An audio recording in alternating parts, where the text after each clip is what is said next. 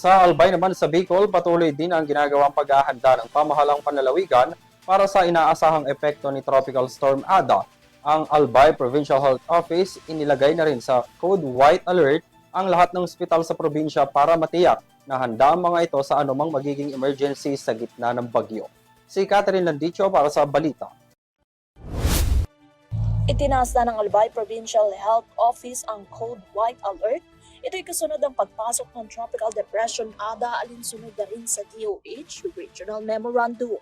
Sa inilabas na abiso, inatasan ng lahat ang rural at city health units, mga ospital at local disaster risk reduction and management managers na agad na i-activate ang kanilang preparedness response surge capacity at contingency plans upang matiyak ang kahandaan ng sektor ng kalusugan, pati na rin sa posibleng epekto ng masamang panahon.